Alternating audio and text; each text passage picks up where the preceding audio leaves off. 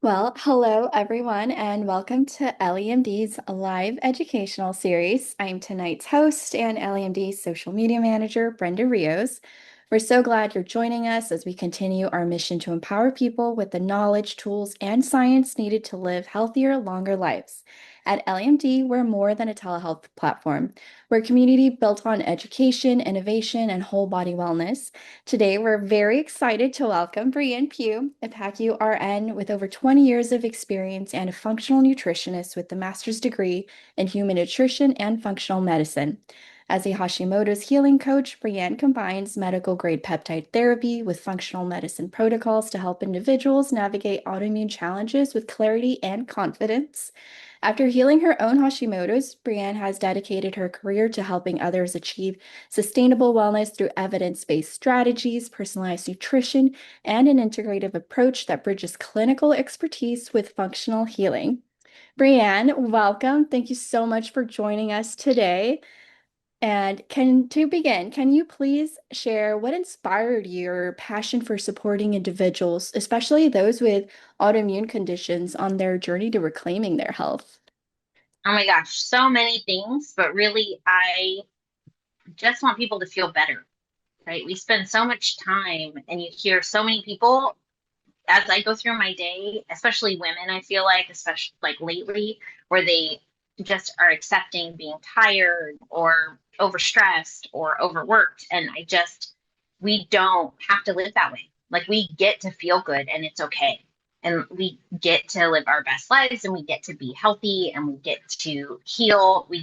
And we deserve all those things. And so that was it. I was tired of feeling sick myself.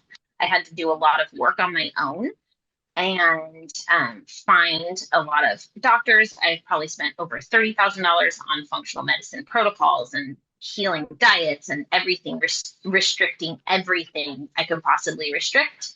And it just doesn't have to be that way anymore. We don't have to do that. I So love that. And I hear that from a lot of people, like they've have been on this healing journey, but there's just so many turns that they have to discover to find like what's best for them. So thank you for joining and sharing your insights and even your journey. Like we talked a little bit before we went live, and she has this amazing experience. So I'm excited for everyone to hear. So to help us set the stage for today's conversation, can you start by explaining what peptides are and how do they differ from other supplements or medications people might use for thyroid issues? yeah, so I love this question because it's kind of so simple. It's almost scary. Peptides are just short chains of amino acids. They're basically little mini proteins, and that's how I explain them to people. Like, we are made up of protein, we're made up of water. So they are easily integrated into our body. Our body takes them in, knows what to do with them. So they differ by medication or supplements because our body doesn't have to figure out how to integrate. So with supplementation like herbs, which can be, of course, healing and beneficial, your body still has to figure out what to do with those things. And it has to break them down through your liver. Typically, there's a whole system in there that breaks things down. And then it has to figure out where to stick everything and how to integrate it. With peptides, it just doesn't. They're little messengers and they go where they're supposed to go. And with medication, you're sort of doing the same thing as supplements, but you're forcing it. And that's why people often have to get more medication and more medication or add to what they're already taking because you're forcing something instead of letting the body go through its natural processes and heal on a cellular level. I love that. And going into that cellular level, how do peptides actually interact with the thyroid gland at that cellular level? And how could they work for someone with an autoimmune thyroid condition? So peptides help by receptor binding. So they're going to attach at the receptor, and then they're going to trigger a cascade of responses inside the cell. So certain peptides can improve thyroid hormone receptor sensitivity. It's a big sentence. So your body will actually respond better to the thyroid hormone that's present. So often with Hashimoto's, people will take some medications like levothyroxine or liothyronine to help support the thyroid function and to help give the body more, but you still might be making some.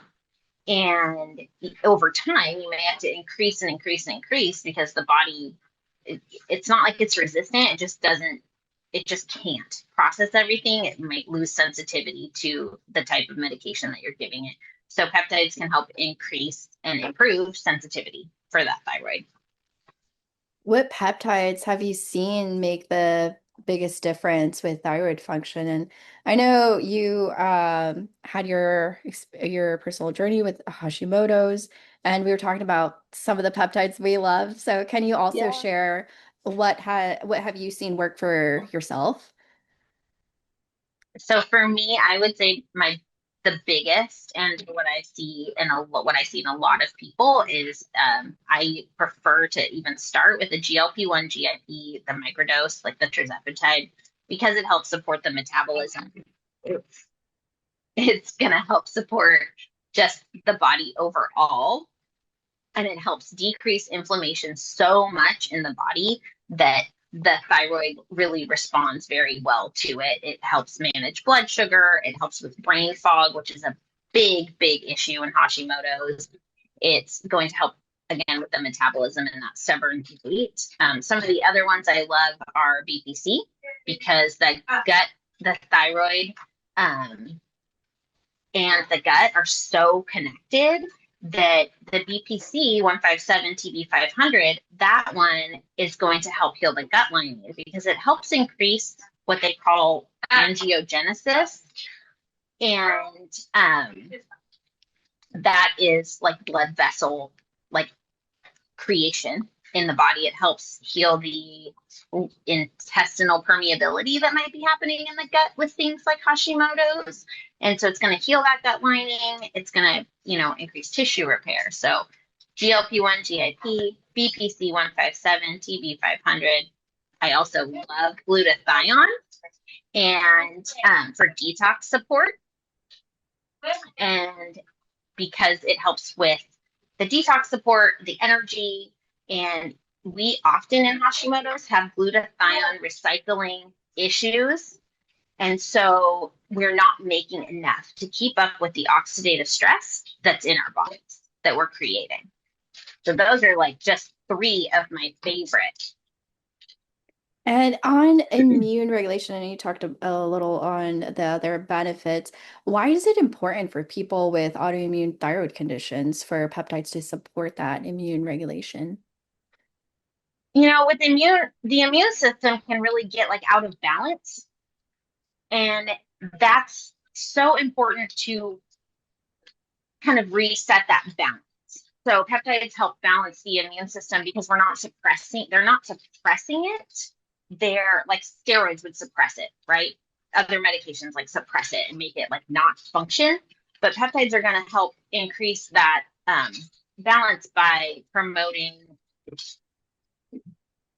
things like cytokines, which can be cytokines can be good or bad. They're also little proteins in the body, but peptides can help increase like your cytokines that are good to help calm that immune system because we're healing the gut, which is where 70% of our immune system sort of lives.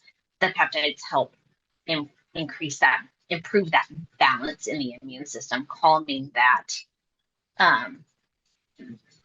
I was just reading the question, calming that inflammatory like response or reaction that we're having. And on, I want to get a few of the questions that are Yeah, seems coming like there's quite a in. few. Yeah, I there's a know. good amount. So Dina I love asked that. that she's concerned about not being able to get in enough calories for when there's appetite suppression. Any ideas on that? Yeah, so that can definitely be a big one because some people are way more sensitive to that appetite suppression. And that's where personalized peptides and working with a practitioner is really, really important because you might need to adjust the dose to work for you, if that makes sense. So peptides are amazing, but having the ability to personalize them is even more amazing. And then having someone that's willing to work with you, yeah, what is the lowest dose to start with? That's going to probably depend on um, each person. But when I have people that are super, super sensitive, like we tend to start really, really low. And it depends on the peptide, right? Of course. So if it's like a GLP-1 GIP, like we'll start really low because it's not always, food noise, getting rid of food noise is great for some people. But for other people, they're like, I'm not eating enough, period. And nutrient density is really important. And you need to be getting enough protein in or your body can't heal, right? That's how we heal. So you have to work really closely with your person or with your provider or practitioner, um, and kind of figure out the lowest, safest, most effective dose for you. Yeah, I love that. And Alicia asked a good question, which ties into the next one that I was gonna ask, like how is NAD with thyroid and adrenal? And also I want to go into how peptides, but I think in this case we could say like it's NAD would be great for energy production at the mitochondrial level. So let's talk about NAD for a bit, and I know you had a good experience with it. Yeah, so NAD can be amazing. NAD helps your body. I mean, it does. It gives you more energy, right? It helps with mitochondrial functioning, mitochondrial production. Couple things with that. I prefer to run NAD with glutathione. And I do that because I feel like they make each other more effective. So you can potentially, when you're taking NAD, because you're helping the mitochondria work better, you can increase oxidative stress in the body. So, because that's one of the things that happens when you make more mitochondria, right? It can be a stressor, which is not a bad thing necessarily. When you're running it with glutathione, it increases detoxification benefits. It actually increases energy production more appropriately. It's just, it increases your antioxidant defense systems. So it makes them both kind of better for lack of a more scientific term, right? It just makes them both better. It makes your body run a little bit more efficiently and it can help with energy and like brain fog. like, Yeah, no, I definitely have had that experience. I went ice climbing earlier in the year, and I went with like a cold that just kind of got worse by the time I landed in Canada. And I didn't have any cold medicine with me, but I did take my peptides and I happened to have my glutathione and NAD. So I always made sure to take it like especially glutathione like when I was on my trip like daily. And even though I was exhausted, like still felt good because I had that NAD energy that came from it, and the glutathione was helping me through the flu that I was developing, and I was still able to go about like those daily activities, which were pretty intense. It's ice climbing, but I yeah. even for someone who doesn't have those conditions, like I've seen those benefits and they've been amazing. And I saw another comment in here talking about how NAD was great for them as well. And let's see I know there's how so many there's questions. so They're many like coming in questions. so Yeah. fast. I did see one that I can, well, you're looking for that one. I did see one come up and someone asked how that relates to MTHFR. And I would say that I have MTHFR personally. I have MTRR, um, as do my kids, because that's how they work genetically, right? And I say it kind of tracks, honestly, with MTHFR. So with MTHFR, you're going to have decreased glutathione recycling. And so you're going to potentially not make enough to keep with the oxidative stress that we're creating in the body just by having an autoimmune disease. So you have mitochondrial dysfunction when you have an autoimmune disease. You're creating oxidative damage, you're creating oxidative stress. And I would say, oh, the glow stack for sure. And I would say, it just, my MTHFR folks, I just always say glutathione, especially if they're going to run NAD at all. There was a question from Casey. How do you know glutathione is working? That's a good question. I would say just trust it. That seems weird, right? But here's the thing. If you don't have glutathione in your body, your liver doesn't work. Okay. Your liver requires glutathione for 3 to 400 reactions in the body. There are two different levels or phases of detoxification, phase one and phase two detoxification. Both take place in the liver. And so when they say your liver detoxes your body, you don't need to detox your body. It's true. However, if you don't have glutathione, that's not going to happen. I explain it to my nurses like this when nurses are like, why would I need that? This is how I explain it to my nurses. We have people come in with a Tylenol overdose, right? So an acetaminophen overdose. What happens with that is it can deplete the glutathione. What happens with an overdose, like if you take too much, it will sort of deplete all of the glutathione in your body, and then your liver can't keep up, and then you go into liver failure. That's why there's like a limit on certain things like over-the-counter medication, or over-the-counter products like that, because they can cause issues inside the body. That's why that particular thing can lead to a liver failure, because it's depleting all your glutathione. So it's super important as far as how do you know it's working. I personally know it's working because I get more energy from it. I also don't get sick. So everyone around me at work has been sick. And I have been running glutathione now for almost 2 months because I've been traveling a lot the last couple months. And I knock on right now at a glass table, but I have not gotten sick, even with flying. So that's how I personally know. Do you have to cycle off of it? I would say, yeah. Like I plan on cycling off of it, but maybe not until like after the holidays.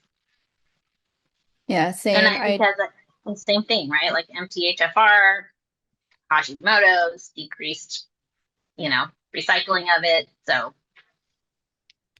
yeah. Yeah, I was gonna agree that this is my month off from Yeah. glutathione, and since I'll start traveling for the holidays next month, mid next month, that's when I'll start my new cycle. Um, Well, and I've seen a couple of questions in relation to this, but what should someone consider before starting peptide therapy, especially if they're already on a type of thyroid medication? I would say getting lab work is really important. Talking to your practitioner or provider, and then coming up with a personalized peptide plan for you that you can review and then follow up with more lab work. Typically, peptides don't interact with medications necessarily, but what they can do, because they heal on that cellular level, is they can make your body more responsive to what you're taking. So if you're taking thyroid medication, you may need less, which is why it's important to kind of know where you're starting. And then 6 to 8 weeks later, maybe check again and see if you need to make an adjustment, or if your doctor needs to make an adjustment with your thyroid medication. Nice. And I want to definitely get Natalia's question because I know you have a personal experience with Tessa IPA. Yeah. So Natalia says, I know we talked about thyroid and Hashi. What about Graves' disease history? Which supplements do you recommend? Or in this case, do you recommend Tessa IPA to help lean a little bit? But I want to just share a little bit more insights into your how Tessa IPA worked for you. Yeah. So Tessa IPA, so I can't speak to Graves as well. Often with Graves, you've got that ramped up metabolism though. So a lot of people with the Graves, like the Hashis folks, tend to be a little more fluffy and dry, like we and cold, right? Like that's how we learn about it in school too. It's like you got your sort of like fluffy, dry, cold person, and then Graves is sort of the opposite. They're like thinner, a little more like amped up energy wise, right? They're not tired and sleepy all the time. I mean, they can be, but when you're learning about those things. So as far as Tessa IPA goes, I think if you're having trouble with muscle mass, muscle recovery, visceral fat, it's definitely like chef's kiss for me. It was amazing. Now, there are other growth hormone releasing hormones that work better for sleep. So if sleep is your big thing, I would say sermorelin, really go for that one. But if you're wanting to get rid of visceral fat, if you're wanting to increase muscle, if you're wanting to just have that like improved recovery and muscle growth, then I would say Tessa IPA is a really good addition to that. It for some people it can kind of make them feel a little more up, or it can increase appetite because it's a growth hormone releasing hormone, and with growth hormone we can get a little bit more hungry. So those are things to be mindful about. And again, starting out slow. Some people even start out a little bit lower than sort of the basic recommended. They need a more personalized approach because they can be more sensitive to it. So really just listening to your body. Mm-hmm. And for you, what was your timeline like? When did you start seeing improvements when you started using peptides? Oh my gosh. I am typically not super sensitive to supplements or anything like that. Um, and I felt like within a week, like my brain, it helped because I have Hashimoto's, but I also have ADHD. Um, I felt like my brain worked differently. Like it was so bizarre for me because I don't take medications like ADHD medications. They don't make me feel good. So I typically manage with supplements or nervous system work or exercise. I love to exercise. That helps me kind of work through some of that. But I felt like I could focus. I had clarity. I wasn't running around like my brain wasn't didn't have like 37 tabs open at the same time. Like the tabs that were open, I could manage, if that makes sense, right? Like on your Mm-hmm. computer when you've got like everything open. I felt it was almost instant. And I did Mm-hmm. not realize for me personally, how much food noise I actually did have. Like I knew it was a problem. Like I knew I had food noise, but I wouldn't have called it until I started on GLP-1 GIP. And then I was like, oh, I eat, I'm full, I'm done. I don't think about it again. I eat, I'm full, I'm done. I don't think about it again. And I really do I track my food still. Like I track what I eat, not every day, but I like to make sure I get enough protein. So I track that. But I would say pretty quickly, and within 4 to 8 weeks, my thyroid labs improved dramatically. My antibodies dropped way down within 3 months. Um, excuse me, almost to like normal, which it had been 20 years. So since my antibodies had been normal, Nice. so Yeah, it just happened. It was started.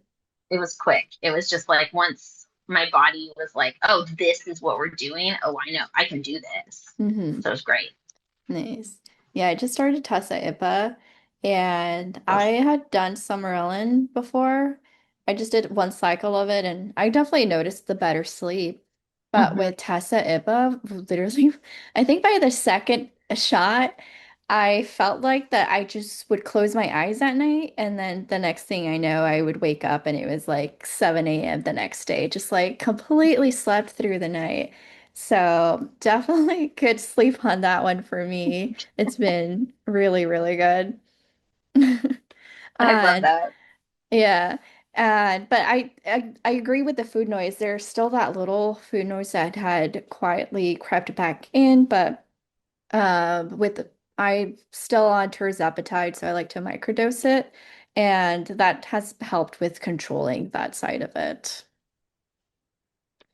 And I know a lot of other people as well are also on GLP-1s, and fatigue is a very common issue. So, how can peptides support energy, metabolism, and immune balance beyond hormone replacement?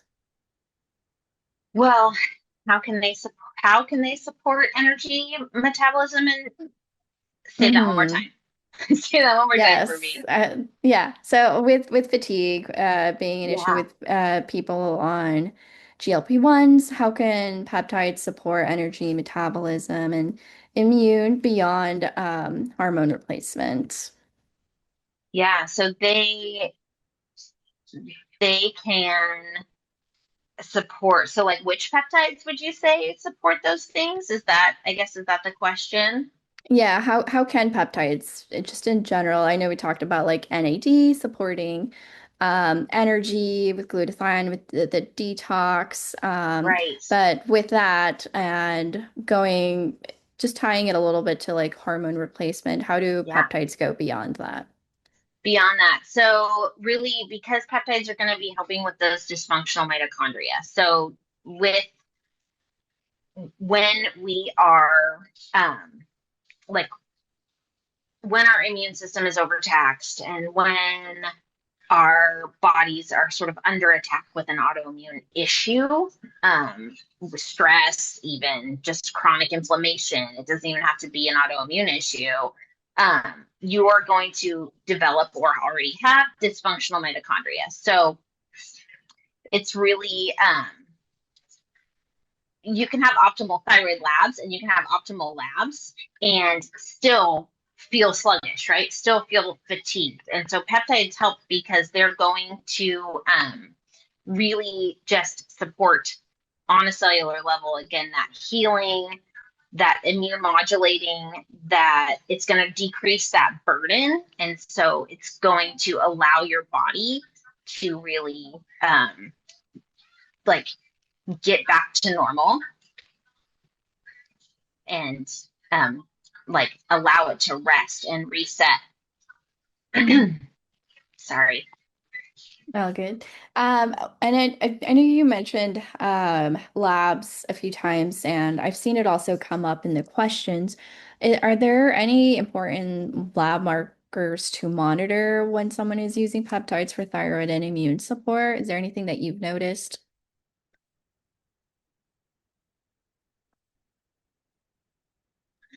Sorry about that. I got muted. So lab markers for like what people should get done. I would say if we're for thyroid, you're really going to always want to ask for a full thyroid panel. So it's not just a TSH. That's not good enough because that's like saying that would be like looking at just the top number on a blood pressure, right? It's not going to give you your whole picture. So you're going to want to get um, like your antibodies checked. You're going to want to get your T3, your free T3, your free T4. You're going to want, yes, a full thyroid panel. Exactly. And if you say that to a practitioner, they typically know, they typically know what that means, right? And what that is. They don't always want to run it. So, but if you're seeing someone who does more integrative work, like when I work with someone, we can run like a whole thyroid panel and not just one number to kind of look at that whole picture a little bit better. Hmm. And what's the relationship with thyroid health, immune function, and inflammation? Like, how do you see peptides fitting into breaking that cycle? Oh, it's a vicious cycle, really. So, and it's what often keeps like us stuck, right? It's what keeps women stuck. So I'm gonna try to keep it as simple as possible.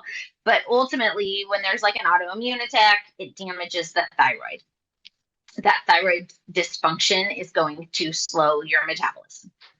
That slowed metabolism is going to increase inflammation in the body, and then increased inflammation will worsen that autoimmune response. So, chronic inflammation is going to damage that gut further. Typically, what can happen is like there may be some gut damage going on when there is that inflammation that causes that intestinal permeability. The intestinal permeability allows things like bigger proteins or toxins, they call them endotoxins, to get through the gut and into the bloodstream. And then it actually creates something. called molecular mimicry. So it's why people with Hashimoto's specifically, like why I recommend they just don't eat gluten, because gluten actually looks a lot like the thyroid, and then the body attacks the gluten, but it also attacks the thyroid. So you're just sort of like perpetuating that. Um, but that chronic inflammation is going to damage that gut. The gut damage creates more immune dysfunction, and then it just keeps going, right? It's just this cycle, and that's why more restriction, so more restrictive diets, that's why they don't work. That's why you can do. There's so many I could like list them all, right? Like a couple would be something called SCD diet. One's carnivore. That's a super restrictive diet. That one's AIP. That's a big one in the autoimmune community. And the more restrictive you get, it doesn't always break that cycle. And honestly, it can even perpetuate it even more because then you're increasing stress in the body because you're like, oh, I can't eat that thing. I have to eat this thing. And now I have to go to dinner at someone's house. And now I can't eat anything they're serving. And so it just keeps, just keeps going, just keeps going and going and going. Yeah, for people that are post-menopausal Mm. and they don't want to take estrogen or um, a type of hormone, what peptide have you seen that may work for that?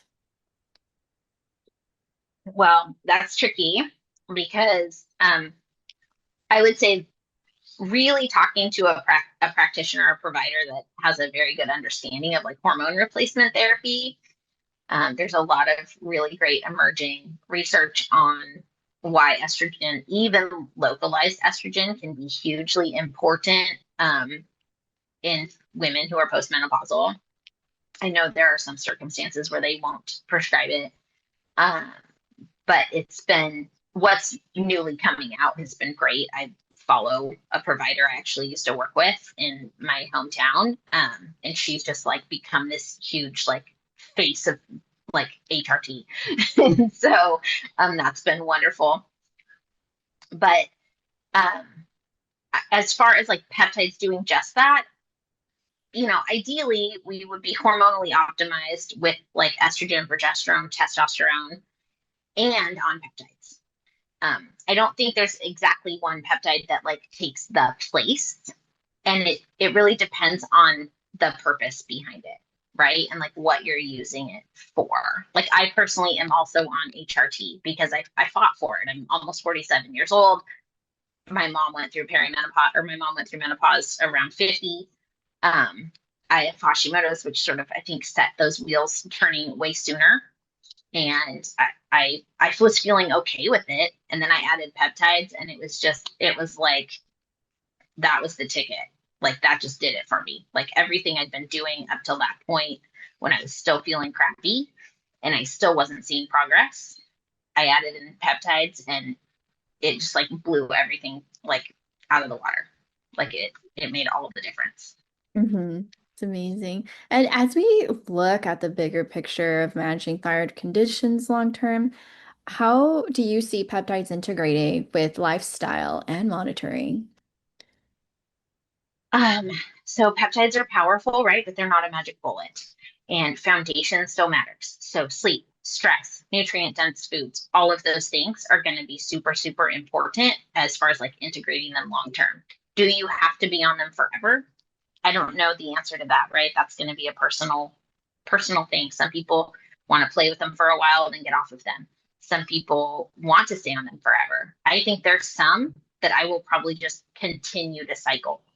Like I don't ever see myself stopping cycling certain Hmm. peptides because like why I don't want to feel bad again. And if I was on a $40,000 a year medication from my doctor because I had, well, I mean, I do have an autoimmune issue, but because I had like MS or whatever, you wouldn't just be like, well, I took it for a while, I'm going to stop now.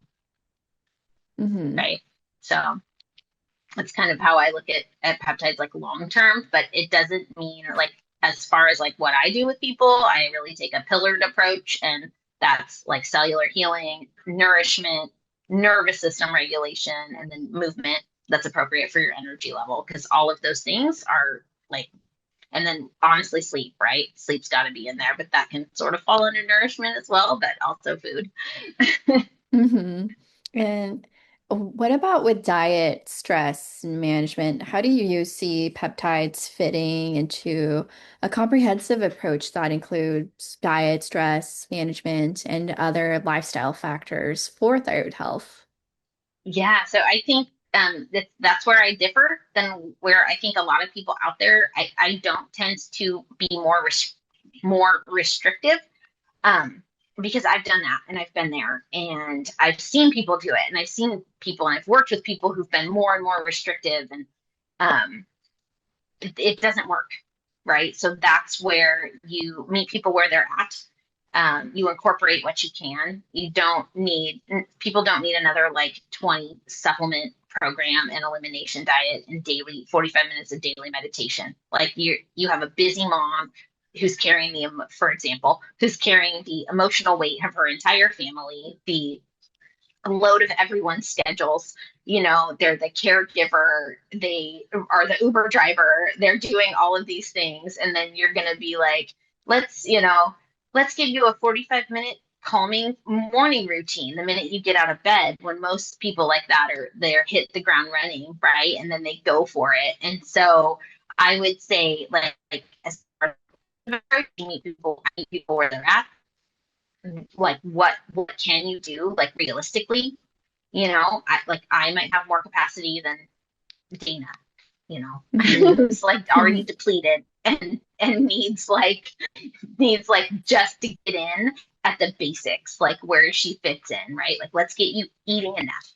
Let's get you taking a walk or walking on a treadmill in your house, or do a 20-minute little workout with some weights. Like, and it doesn't have to be a barbell. It can be 5-pound dumbbells or 3-pound dumbbells. It's just, where can you fit in? Where can you get started? And like, let's see what we can do consistently. hmm No, I love that. Yeah, definitely making those small changes. When I was just starting my tirzepatide journey, I had hit 3 weight stalls, and it was just small things that I had to do daily, like increasing protein, just adding a little bit more weight to when I was working out, cutting a little bit more of the bad foods that I was still having a hard time letting go of. So yeah, there's just small changes that you can make that big difference. There was an interesting question that came up. What are your thoughts on supplementing with iodine and selenium along with peptides? I think selenium is kind of a must. Iodine's really up for interpretation.